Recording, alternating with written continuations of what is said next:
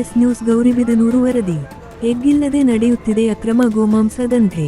ಗೋಮಾಂಸ ಸಾಗಿಸುತ್ತಿದ್ದ ವಾಹನ ವಶಪಡಿಸಿಕೊಂಡ ಪೊಲೀಸರು.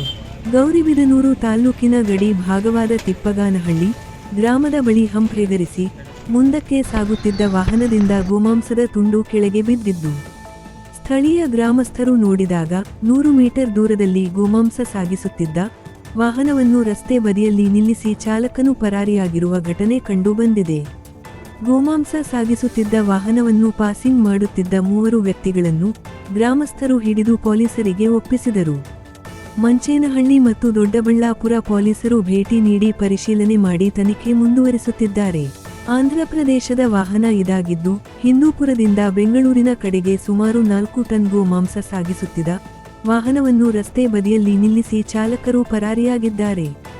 ಗೋಮಾಂಸವನ್ನು ಗಮನಿಸಿದ ಗ್ರಾಮಸ್ಥರು ಪೊಲೀಸರಿಗೆ ಮಾಹಿತಿ ನೀಡಿದ್ದು, ಸ್ಥಳಕ್ಕೆ ಮಂಚೇನಹಳ್ಳಿಯ ಮತ್ತು ದೊಡ್ಡಬಳ್ಳಾಪುರ ಪೊಲೀಸರು ಭೇಟಿ ನೀಡಿ ಪರಿಶೀಲನೆ ನಡೆಸಿದ್ದು, ದೊಡ್ಡಬಳ್ಳಾಪುರ ಪೊಲೀಸರು ವಾಹನವನ್ನು ವಶಕ್ಕೆ ಪಡೆದುಕೊಂಡಿದ್ದಾರೆ.